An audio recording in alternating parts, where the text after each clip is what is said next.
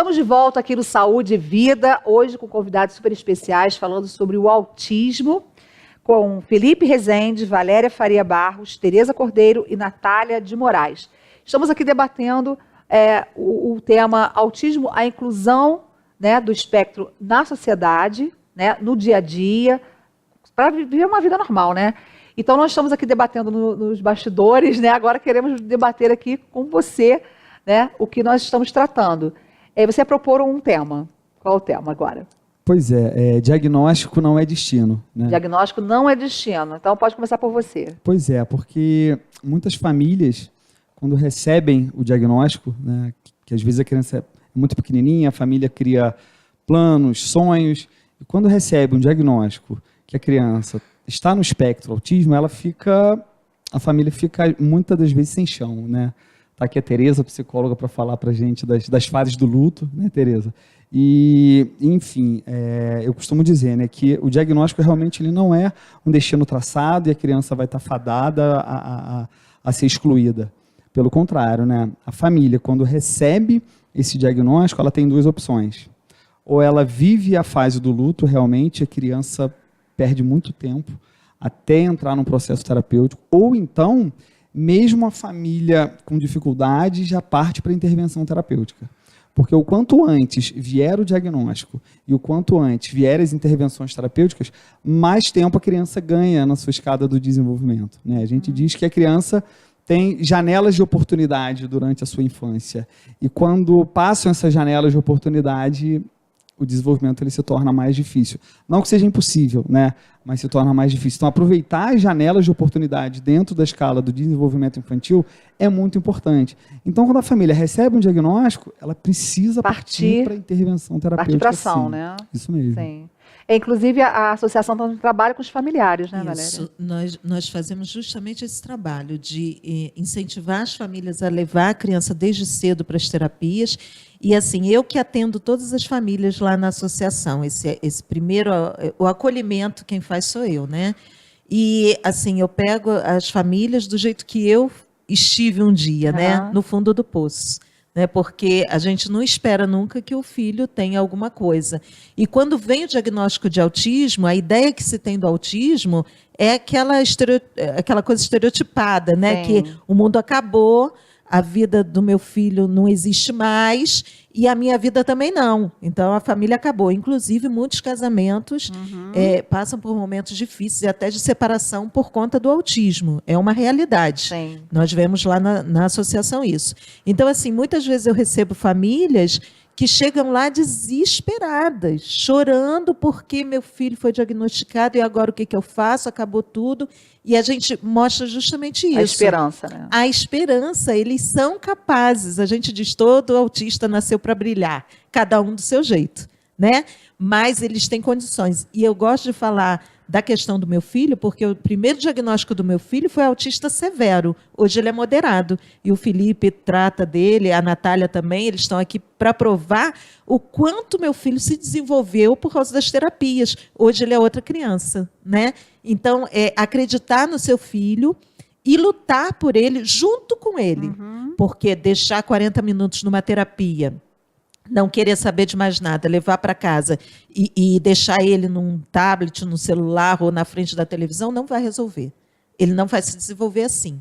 Então, a família precisa estar junto com os terapeutas, lutando junto pelo desenvolvimento do seu filho. E eles são capazes. Então, hoje nós vemos famílias que começaram lá com a gente há 4 anos atrás, quando a associação começou, que não tinham esperanças nenhuma. Hoje nós vemos as famílias estruturadas e os autistas só se desenvolvendo. Então é muito bom ver isso, né? Realmente o diagnóstico não é o fim, é o começo da luta, né? Ótimo.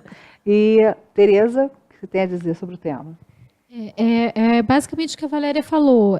Quando uma família recebe um diagnóstico, tem-se muita ideia de que essa criança ela não tem as capacidades cognitivas para desenvolvimento. E muitas vezes tem. Nem todos são iguais, nem todos têm uma deficiência intelectual. Ao contrário, muitos têm aspectos muito leves e com desenvolvimento, isso, como a Valéria falou, isso vai passando de uma fase para outra, né? Isso só tem que ser estimulado. Quanto antes a gente tem um diagnóstico, quanto antes a gente tem a sinalização de algum comportamento que possa ser correspondente ao autismo, é interessante uma intervenção.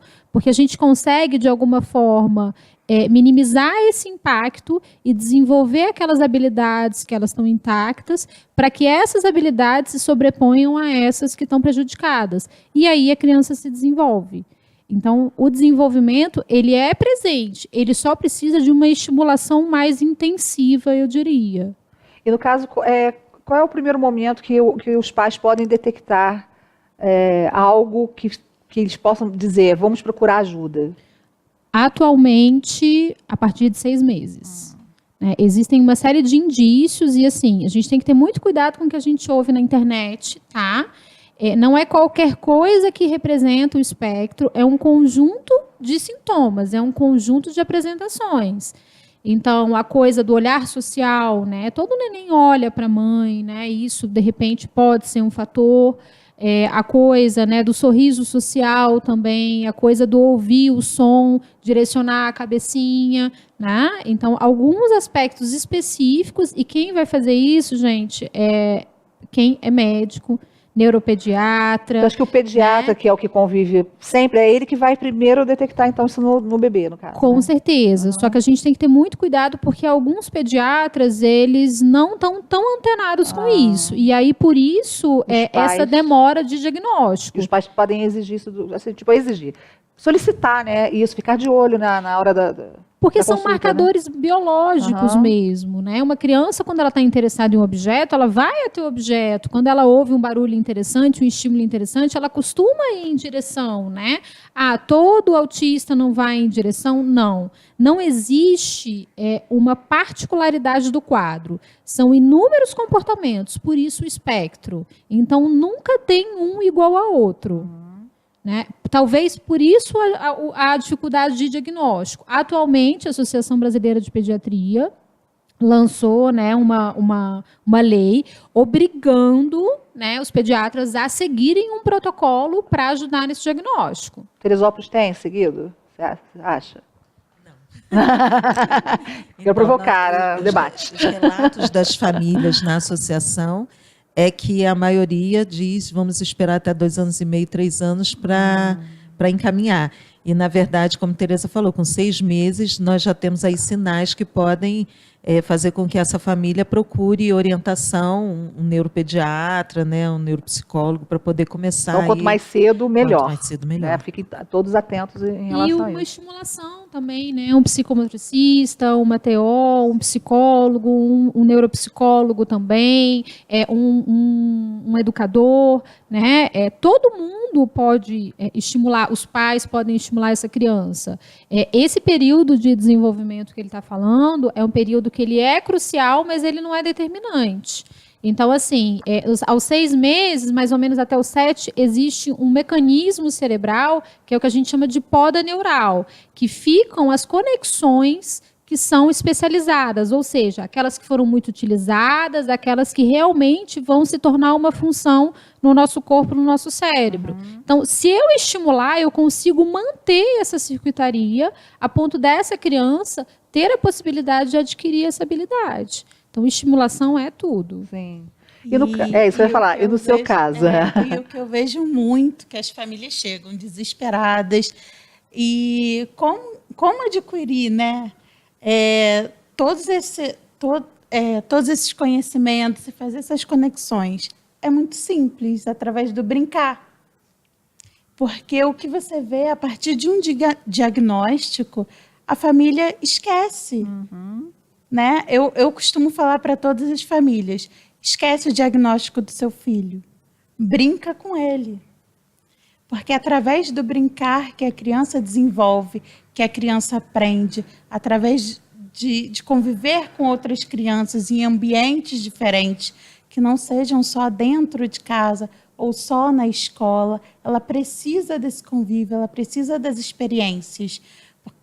Porque aí, quando chega lá na frente, o meu filho não tem muita autonomia. mas ele aprendeu os conceitos necessários para realizar essa atividade, porque a gente às vezes faz muito no automático e a gente não presta muita atenção, mas cada coisa que você vai brincar, cada movimento que você faz, o seu corpo aprende. E você faz uma conexão nova. Então, é mais um aprendizado. Então, você brinca. Eu aprendi. Se eu quero brincar de carrinho, eu aprendi que eu tenho que empurrar. Igual uma mãe esses dias falou, o meu filho, o pai do meu filho falou assim, joga o carrinho. Ele jogou o carrinho. Falei assim, ele fez Pé da letra. Ele fez certo. Você ensinou que é jogar a bola, ele jogou. Então, não vamos empurrar. Então, são conceitos que você aprende dentro de uma brincadeira. Então, o que eu digo para todos os pais, e é muito importante, brinquem com seus filhos. Dentro da terapia é brincando, é no lúdico, porque criança você trata brincando. Então, eu acho que é a coisa mais importante. Você acompanha também nas escolas ou nas escolas são outros tipos de ações? Nas escolas eu acabo acompanhando, mas indo às vezes quando é solicitado, para poder ajudar às vezes a professora, né? Ela vai até os atendimentos e a gente dá as orientações para a escola, para dentro da sala de aula, como que ela pode lidar, o que ela pode fazer. Sim, ótimo. Bem, nós, sabe, né, nosso tempinho, né, maravilhoso, vai contando. Tem gol. Conta gotas. Mas vamos fazer as nossas considerações finais aqui do programa. É lógico que é muito pouco, o assunto é muito vasto, mas nós estaremos nas redes sociais também, e você pode fazer sua pergunta, os profissionais que estão aqui vão responder com o maior carinho, e marcar até um dia para vocês conversarem, quem sabe, né, nos seus respectivos lugares, espaços. Mas vamos lá, Felipe, o que você tem a dizer do autismo, então, em Teresópolis? O que precisa melhorar, o que está bom? Eu queria falar um pouquinho sobre a questão da inclusão escolar, né? As escolas hoje, infelizmente, a grande maioria, né, elas não estão preparadas para receber as crianças com necessidades especiais, inclusive os autistas, Mas né? Teresópolis também está nessa realidade? Sim, infelizmente. Tá? Assim, as escolas hoje estão buscando, sim, conhecimento, estão buscando formação, mas ainda muito aquém, né? Eu tenho uma dica que eu dou para as escolas que eu visito, para algumas orientações que eu faço, é que primeiro a escola precisa realmente conhecer a criança, porque cada criança ela é um ser diferente.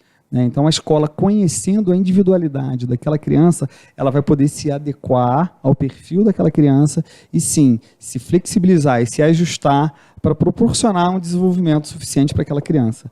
Porque hoje é muito mais fácil. Não, eu não estou preparado, eu não posso, eu não quero, eu não tenho profissional. Né? Mas as escolas precisam se abrir um pouco mais, né, para receber essas famílias e escutar as necessidades e as demandas dessas famílias. Porque aí, sim, a escola, conhecendo aquela criança, ela vai conseguir se preparar, se estruturar para ter a oportunidade de dar o desenvolvimento que aquela criança merece. Inclusive, nós temos uma parceria aqui com a Sena, Colégio Sena, lá na Barra. Eles têm um trabalho muito interessante com as crianças autistas, e tem acompanhamento, e eles convivem até o ensino médio.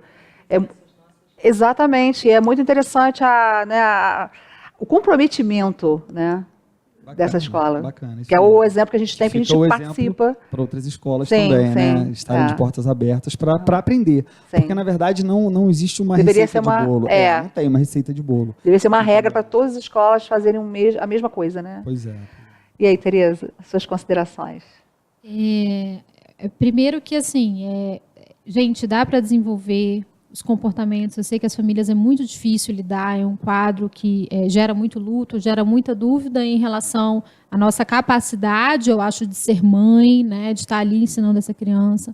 Dá para desenvolver, dá para ver aquele serzinho crescendo ali e se adaptando ao mundo, se a gente faz essa força de adaptação. Mas o que me preocupa muito é a busca por profissionais que realmente sejam habilitados para lidar com o autismo. Autismo é um nicho que dá muito dinheiro, é um nicho que muitas pessoas acabam utilizando da vulnerabilidade das famílias para utilizar técnicas que não são comprovadas cientificamente. E o que isso gera? Isso gera problemas comportamentais que são mais difíceis ainda de serem manejados no futuro. Então, a busca de um profissional habilitado, a busca de um entendimento do que esse profissional está fazendo com o meu filho, né? Os pais podem entrar em atendimento, sim, eles podem ter acesso, sim, ao que o profissional está fazendo, e isso é importantíssimo para eles entenderem se esse profissional ele é capaz de lidar com esse quadro específico. Né? Não é só porque é legal, não é só... Né, qual é o técnico que ele está apresentando para mim? Né? E isso é que vai fazer a criança se desenvolver. Isso é uma coisa que me preocupa muito na área. Né? Cada vez mais eu acho que as pessoas que querem trabalhar têm que buscar conhecimento, têm que se especializar, tem espaço para todo mundo, vamos embora. E nesse né? ponto a TEA tem... TEA, vocês não que é TEA, eu abro TEA. A TEA tem esse papel, né, de auxiliar. Isso também é uma preocupação nossa. Então, nós sempre falamos isso, porque realmente é rentável, porque as famílias estão desesperadas buscando uma cura que não existe. Né? Então, acabam se deixando levar por profissionais que não são profissionais adequados para tratar com o autismo. Né? Poderia até auxiliar, mas teriam que ser auxiliados. Né? E qual a sua consideração, Natália? Eu penso que é muito importante você observar o desenvolvimento do seu filho, não comparativo, né, mas sempre observando, olha, eu tô vendo que nisso ele não está desenvolvendo bem, e se tem alguma dúvida, procura ajuda, procura os profissionais, conversa com o médico. Eu acho que isso é muito importante. Acho que é a melhor dica que a gente pode dar para as famílias. Todos em prol, né? Todos em prol Sim. do autismo. Então, pode falar. Eu queria só falar assim para os pais, né? Acreditem nos filhos, não escondam os filhos em casa, né? As pessoas precisam, a sociedade precisa estar com os nossos filhos, isso é bom para a sociedade também, o diferente, né? E lutem por eles, não se deixem levar por qualquer coisa que falam por aí, e a gente está lá para atender essas famílias. Nossa sede é ali no prédio em cima da Foto Santa Teresa. O padre Fabiano nos cedeu um espaço na sala 305. Está aberto de 8 da manhã às 8 da noite, não para. Então, estamos lá de portas abertas para atender qualquer família que esteja aí passando por esse momento difícil que é o início, né, quando se recebe o diagnóstico. Né? Depois a gente leva, né, vai lutando junto, mas esse primeiro momento é difícil e a gente está lá para atender essas famílias. E nós teremos aqui, durante esse programa, o contato de cada profissional que participou. Gostaria de agradecer a todos. Saúde e Vida sobre o autismo fica por aqui e a gente volta a qualquer momento. Até lá.